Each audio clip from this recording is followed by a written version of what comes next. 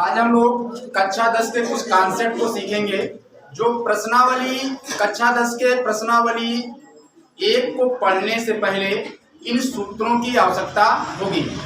ये सूत्र केवल कक्षा 10 के लिए ही महत्वपूर्ण नहीं है, अपितु विभिन्न प्रकार की जो परीक्षा प्रतियोगिताएं होती हैं उनमें भी इन सूत्रों की आवश्यकता पड़ती है। अब हमारा जो कॉन्सेप्ट है वो कॉन्सेप्ट है आज हमारे पास वास्तविक संख्या।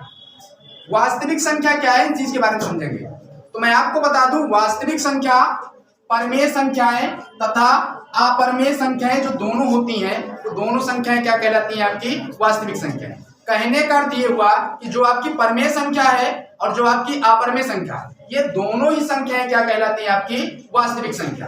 अब परमेय संख्या का मतलब जैसे हो गया 1, -1, √3 ... ये सभी संख्याएं आपकी क्या है? वास्तविक संख्या।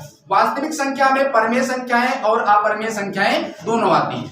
अब हमारे पास ये समझ में आता है कि वास्तविक संख्या से दो हिस्से बनते हैं, यानी वास्तविक संख्या दो संख्याओं को मिलकर बनती है। कौन कौन सी? परमेय संख्या और अपरमेय संख्या, ठीक ना। अब हम समझेंगे कि ये जो परमेय संख्या है, परमेय संख्या किससे बनती है, यानी परमेय संख्या में कौन कौन सी संख्याएं परमेय संख्या में आती हैं, या किन किन संख्याओं को हम परमेय संख्या के रूप में लिख सकते हैं। तो परमेय संख्या में आता है पूर्णांक, पूर्णांक और भिन्न। जबकि पूर्णांक आपको पता है कि पूर्णांक क्या क्या हो सकता है। पूर्णांक आपका धन पूर्णांक हो सकता है, और क्या हो सकता है? पूर्णांक में शून्य भी आता है आपका, और पूर्णांक ऐसा हो सकता है तीसरा आपका पूर्णांक आपका ऋण पूर्णांक हो सकता है, ठीक है। ये सब किसके हिस्से हैं? ये सब आपके परमेय संख्या के ही हिस्से हैं, ठीक ना। अगर आपके पास ऋण पूर्णांक है तो वो भी आपका परमेय संख्या हो सकता है, भिन्न है तब भी आपकी परमेय संख्या हो सकती है, शून्य पूर्णांक का हिस्सा है और ये निकला कहाँ से? परमेय संख्या से ही निकला है, और आपके पास धन पूर्णांक है तो ये भी आपका क्या हो सकता है? परमेय संख्या होगी। जबकि आपको पता होना चाहिए कि भिन्न कितने प्रकार की होती है। तो भिन्न आपकी 3 प्रकार की होती है। कौन कौन सी भिन्न? नंबर 1 पर आती है आपकी सम भिन्न। कौन सी भिन्न आती है? सम भिन्न। नंबर 2 पर आती है आपकी विषम भिन्न। कौन सी भिन्न आती है? विषम भिन्न। नंबर 2 पर आती है आपकी विषम भिन्न, और नंबर 3 पर आपकी आती है संयुक्त भिन्न। कौन सी भिन्न आती है? संयुक्त भिन्न। तो परमेय जो वास्तविक संख्या होती है, वास्तविक संख्याएं परमेय संख्याएं और अपरमेय संख्याएं दोनों को मिलाकर बनती हैं। यानी वास्तविक संख्या दो चीजों से बनती है, परमेय संख्या भी हो सकती है, अपरमेय संख्या दोनों होंगी तो वास्तविक संख्या होगी। अपितु जो परमेय संख्या है वो पूर्णांक है तब भी उसको परमेय संख्या के रूप में लिखा जा सकता है, भिन्न है तब भी आपका परमेय संख्या है वो। और पूर्णांक में क्या क्या आता है? आपका धन पूर्णांक आता है, शून्य आता है और ऋण पूर्णांक आता है। यहाँ पर जो भिन्न होती है, भिन्न भी कितने प्रकार की होती है? 3 प्रकार से, सम भिन्न, विषम भिन्न और आपकी संयुक्त भिन्न, ठीक ना। अब हम लोग समझेंगे कि परमेय संख्या और अपरमेय संख्या में अंतर क्या होता है, ठीक ना, या परमेय संख्या की परिभाषा क्या होती है, ठीक है। तो हम लोग यहाँ पर आगे समझेंगे कि परमेय संख्या की परिभाषा क्या होती है और परमेय संख्या और अपरमेय संख्या में दोनों में अंतर क्या होता है। तो देखेंगे, सबसे पहले हम लोग हेडिंग बढ़ाएंगे परमेय संख्या। हेडिंग बढ़ाएंगे संख्या की परिभाषा होती है, हमने हेडिंग बढ़ाया यहाँ पर परमेय संख्या। परमेय संख्या की परिभाषा होती है जिस संख्या को P/Q के रूप में व्यक्त किया जा सकता है, जिस संख्या को P/Q के रूप में व्यक्त किया जा सकता है, वह संख्या परमेय संख्या कहलाती है। वह संख्या परमेय संख्या कहलाती है। बात को समझोगे यहाँ पर, जिस संख्या को P/Q के रूप में व्यक्त किया जा सकता है वह संख्या परमेय संख्या कहलाती है, ठीक है। समझ रहे बातों को? तो कहने का मतलब यह हुआ कि परिभाषा से यह क्लियर होता है कि जिस संख्या को हम P/Q के रूप में व्यक्त कर सकते हैं वह संख्या परमेय संख्या कहलाती है। जहां पर क्या होना चाहिए? जो ये आपका Q है ये कभी भी 0 के बराबर नहीं होना चाहिए। जहां पर आपका Q क्या है? कभी भी 0 के बराबर नहीं होना चाहिए, यानी Q = 0। Q का मान कभी भी 0 नहीं होना चाहिए। लेकिन हमारे पास समस्या है। समस्या ये है कि हमने यहाँ पर देखा कि जिस संख्या को P/Q के रूप में व्यक्त कर सकते हैं वह संख्या हमारी परमेय संख्या होती है। जैसा मैं अगर आपको बताऊं तो हमें अब इसका कहने का मतलब यह हुआ कि जिस संख्या को p बटे q के रूप में लिखे वो परमेय संख्या है, यानी जिस संख्या को p बटे q के रूप में नहीं लिख सकते वो आपकी क्या है, अपरमेय संख्या है। लेकिन समस्या समझो, जैसे हमारे पास क्या है 1/2 है तथा 1/3।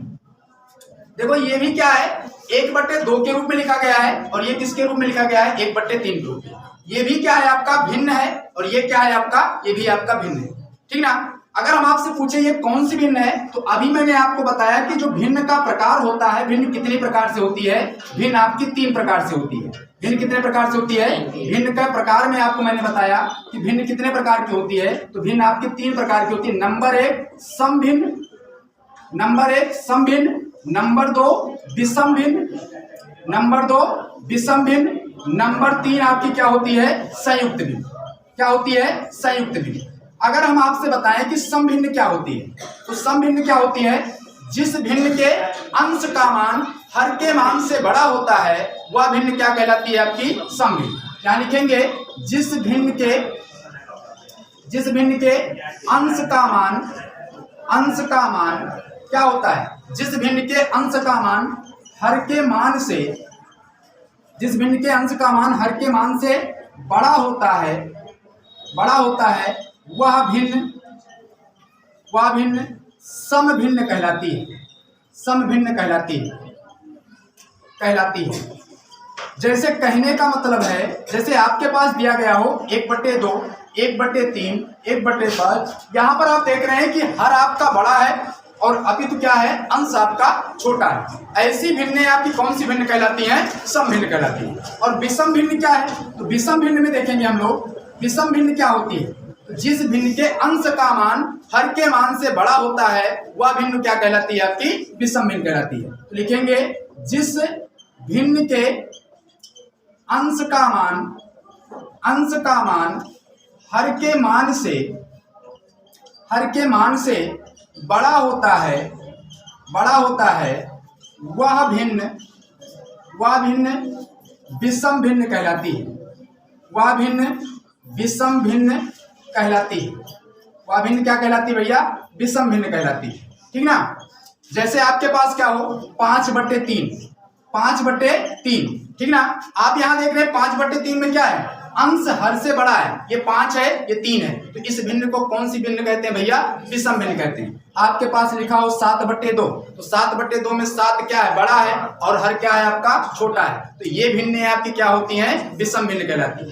और यहाँ पर जो तीसरी भिन्न आती है संयुक्त भिन्न, तो संयुक्त भिन्न क्या है, जिस भिन्न में एक पूर्णांक सम्मिलित होता है वह भिन्न क्या कहलाती है, आपकी संयुक्त भिन्न कहलाती है। और मैं आपको बता दूं, प्रत्येक विषम भिन्न को ही हम क्या करते हैं, संयुक्त भिन्न के रूप में चेंज करते हैं।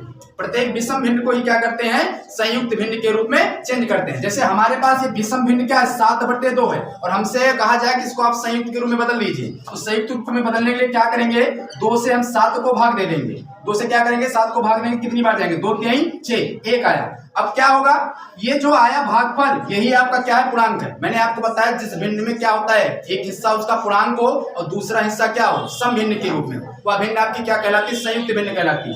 तो ये जो भागफल आया, ये भागफल ही आपका क्या है, पूर्णांक है। यानी आप इसको क्या लिख सकते हो, 3 सही 1/2, जिससे आपने भाग दिया है, ठीक ना, वो आपका हर का रूप ले लेगा। जो आपका शेषफल आया है ये अंश का रूप ले लेगा, और जो भागफल है आपका यही आपका पूर्णांक है। इसी भिन्न को हम क्या कहते हैं, संयुक्त भिन्न कहते हैं। क्या कहते हैं, संयुक्त भिन्न कहते हैं, ठीक ना।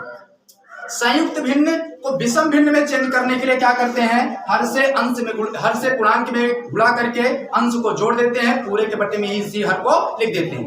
मेरा मतलब कहने का मतलब ये है कि हम प्रत्येक विषम भिन्न को ही किसमें चेंज करते हैं, संयुक्त भिन्न में। और मैं आपको बताऊं, जो हमारे पास ये सम भिन्न है, सम भिन्न को हम विषम भिन्न में नहीं चेंज कर सकते हैं। केवल परिवर्तन किसका होता है, विषम भिन्न का। विषम भिन्न को ही हम क्या कर सकते हैं, संयुक्त भिन्न के रूप में बदल सकते हैं। और बदलने का तरीका क्या है, हर से अंश को भाग दे दिया जाए, तो जो भागफल आएगा वो पूर्णांक का रूप होगा, जो आपका शेषफल आएगा वो अंश का रूप होगा, जिससे हम भाग देंगे वो आपका हर का रूप होगा। और हमसे कहा जाए कि अगर आप संयुक्त भिन्न को विषम भिन्न में बदलिए, किसमें, जैसे अगर हमसे कहा जाए कि संयुक्त भिन्न को किसमें बदलना है, संयुक्त भिन्न को विषम भिन्न में बदलना है। किसमें बदलना है, विषम भिन्न में। अगर हमें संयुक्त भिन्न को विषम भिन्न में बदलना है तो हमारे पास क्या है, जैसे 3 सही 1/2, ठीक ना। तो इसको बदलने के लिए क्या होगा, हर से इस पूर्णांक में गुणा करेंगे और इस अंश को जोड़ देंगे और पूरे के बटे में जो हर इसका है उसी को हम लोग लिख देंगे। कहने का मतलब होगा 2 × 3 + 1 बटे में पूरे के बटे में 2,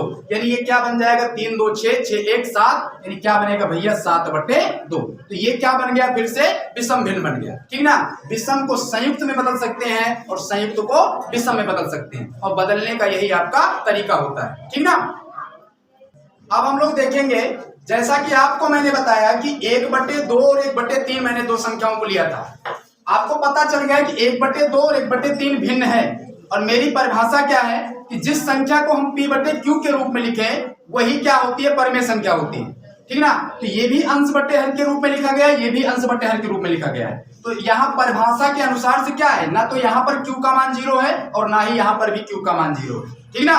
तो दोनों Q का मान 0 नहीं है, तो ये भी परिमेय संख्या होनी चाहिए, ये भी परिमेय संख्या होनी चाहिए, दोनों परिमेय संख्या होनी चाहिए। लेकिन मैं आपको बताऊं, ये आपकी परिमेय संख्या है और ये परिमेय संख्या आपकी नहीं है, ठीक ना, ये परिमेय संख्या नहीं है। अब देखो समस्या यहाँ पर एक खड़ी हो गई, ये भी अंश बटे हर के रूप में है, यानी 1/2 है, और ये भी 1/3 है, ये परिमेय संख्या है लेकिन ये परिमेय संख्या नहीं है। तो हम कैसे जानेंगे कि कौन परिमेय संख्या है और कौन परिमेय संख्या नहीं है, यानी कौन परिमेय संख्या है और कौन आपकी अपरिमेय संख्या है। इसको जानने के लिए आपने देखा है, आप पढ़े होंगे, क्या पढ़े हैं, शांत दशमलव संख्या। क्या पढ़े हैं, शांत दशमलव संख्या। या आप पढ़े होंगे शांत भिन्न के बारे में। शांत भिन्न कौन सी होती है, शांत भिन्न। तो शांत भिन्न आपको बताएं, जैसे आपके पास 1/2 दिया गया है, क्या दिया गया है, 1/2। अगर हम 1/2 को हर से अंश को भाग दें, हर से अंश को भाग दें, यहाँ अगर हम भाग देंगे 2 से 1 को तो कितनी बार जाएंगे, दशमलव लगाएंगे, 10 होगा, 2 पंचे 10।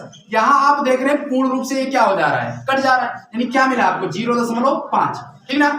पूर्ण रूप से कट गया, क्या मिला हमको 0.5। तो कहने का मतलब ये पूर्ण रूप से क्या हो गया, शांत हो गया। जब ये शांत हो गया तो 1/2 कौन सी भिन्न है, शांत भिन्न है, यानी पूर्ण रूप से क्या हो गई, शांत हो गई, ठीक ना। लेकिन यहीं पर हम क्या देखें, अगर हमारे पास 1/3 है, क्या है 1/3, अगर 1/3 देखें तो 3 से अगर हम 1 को भाग दें, किसको भाग दें, 3 से 1 को, तो दशमलव लगाएंगे तो 10 आएगा, दशमलव लगाएंगे तो क्या आएगा 10। कितनी बार जाएंगे, 3 त्रिक का 9, क्या मिलेगा 1, घटाएं दशमलव लगा फिर 10 हो जाएगा, 3 त्रिक का 9, फिर 1 आया दशमलव लगाए 10 होगा। यानी ये कभी कटने वाली नहीं है, कभी भी समाप्त होने वाली नहीं है। ये क्या आ रही है, आपकी अशांत आ रही है, क्या आ रही है, अशांत आ रही है, यानी ये क्या है, आपकी अशांत है। अब आपके समझ में पूरी बात आ गई होगी कि ऐसा कौन सा कारण है कि 1/2 को मैंने बताया परिमेय है, जबकि 1/3 को मैंने बताया अपरिमेय है। आपने क्या देखा, आपने देखा कि जब मैं 2 से 1 को भाग दे रहा था तो पूर्ण रूप से ये क्या हो जा रही थी, शांत हो जा रही थी, जबकि हम 1/3 को भाग दे रहा था तो पूर्ण रूप से क्या हो जा रही है, अशांत, यानी ये कभी भी कटेगी नहीं है। तो यहाँ पर पूर्ण रूप से क्या क्लियर हुआ कि जो परिमेय संख्या होती है, कहने का मतलब जो परिभाषा लिखाया गया कि जिस संख्या को हम P/Q के रूप में व्यक्त कर सकें वह संख्या क्या कहलाती है, परिमेय संख्या। लेकिन साथ में ये भी हमको पता होना चाहिए कि परिमेय संख्या वही संख्या है अगर हम क्या करें, जिस भिन्न को हर से अंश को भाग दें, अगर वो पूर्णतया शांत हो जाती है तभी वो आपकी परिमेय है। अगर हम 1/3 अगर मतलब हर से अंश को भाग दे रहे हैं, अगर पूर्णतया शांत हो जाएगी तभी वो आपकी परिमेय संख्या है। अगर हम हर से अंश को भाग दे रहे हैं तो पूर्णतया शांत नहीं हो रही है तो वो क्या है, आपकी अपरिमेय संख्या है। बात यहाँ पर निकलकर ये आती है कि परिमेय संख्या और अपरिमेय संख्या में अंतर क्या है। तो परिमेय संख्या और अपरिमेय संख्या में अंतर ये है कि जिस संख्या को हम P/Q के रूप में लिख सकते हैं वो आपकी परिमेय संख्या है, और साथ में ये भी होना चाहिए कि अगर हम उसको हर से अंश को भाग दें तो पूर्णतया क्या होनी चाहिए, शांत भी होनी चाहिए। अगर हम हर से अंश को भाग दें पूर्णतया शांत नहीं होगी तो वो आपकी परिमेय संख्या नहीं होगी, वो आपकी क्या होगी, अपरिमेय संख्या है। तो यही क्या होता है, परिमेय संख्या तथा अपरिमेय संख्या में अंतर होता है। उम्मीद करते हैं कि आपको पूर्ण रूप से परिमेय संख्या तथा अपरिमेय संख्या में अंतर समझ में आ गया होगा। आपको मैं एक सवाल और बताता हूं, ठीक ना, आप लोग यहां पर समझोगे। जैसे देखो हमारे पास दो संख्या है, एक आपसे हम पूछे कि हमारे पास एक संख्या 1/5 है और दूसरी संख्या 1/7 है। हम आपसे पूछें कि आप बताओ 1/5 और 1/7 में कौन सी संख्या परमेय संख्या है, कौन सी संख्या परमेय संख्या है। तो आप यहां पर आपको छांटना क्या है कि कौन सी संख्या परमेय संख्या है। तो कैसे पता लगाओगे, आप कैसे पता लगाओगे कि 1/5 और 1/7 में कौन सी संख्या परमेय संख्या है। तो मैंने बताया कि देखो आप ये भी भिन्न के रूप में 1/5 है और ये भी क्या है भिन्न के रूप में 1/7 है। समझ रहे बात को, ये भिन्न के रूप में 1/5 है, ये भी क्या है भिन्न के रूप में 1/7 है। तो यहाँ पर क्या है, मैंने भी आपको बताया कि परमेय संख्या वही संख्या होती है P/Q के रूप में भी होना चाहिए और क्या होना चाहिए, हर से अंश को भाग दें तो पूर्णतया क्या होनी चाहिए, शांत होनी चाहिए। अब यहाँ पर देखो अगर हम 5 से 1 को भाग देंगे, दशमलव लगाएंगे, 10 आएगा, पूर्ण रूप से कट जाएगा, 5 दूनी 10। यहाँ देखो क्या आया 0.2 आया, क्या आया 0.2, यानी कि कौन सी भिन्न है, ये शांत भिन्न है। यहीं पर क्या करें, अगर हम 7 से 1 को भाग दें तो दशमलव लगाएंगे, क्या आएगा 10 आएगा, और 7 एक कम 7 आएगा, 3 आएगा, दशमलव लगाए 30 होगा, 7 चौक 28, क्या आया 2 आया, ठीक ना, दशमलव लगाए 20 होगा, 7 दूनी 14, ठीक ना, 7 दूनी 14, 6 आया, ठीक ना। कुल मिला के ये है कि अगर हम इसको 1/7 को 7 से 1 को भाग देंगे तो ये कभी भी शांत होने वाली नहीं है। ये क्या है कि आपकी अशांत, यानी कौन सी भिन्न है, ये आपकी अशांत भिन्न है। कौन सी भिन्न है, अशांत भिन्न है। तो जो आपकी अशांत भिन्न होती है वही भिन्न क्या कहलाती है, आपकी अपरमेय संख्या कहलाती है। जो आपकी शांत भिन्न होती है वही भिन्न आपकी क्या कहलाती है, परमेय संख्या कहलाती है। आपके दिमाग में ये बात समझ में आनी चाहिए कि परमेय संख्या तथा अपरमेय संख्या में जो डिफरेंशियली अंतर होता है वो अंतर ये है कि अगर आपका P/Q के रूप में दोनों संख्याएं दी गई हैं तो दोनों संख्याएं क्या होनी चाहिए, परमेय संख्या वही होगी। जो संख्या पूर्णतया शांत होगी वही आपकी परमेय संख्या होगी, जो संख्या पूर्णतया शांत नहीं होगी वो संख्या आपकी क्या होगी, अपरमेय संख्या होगी।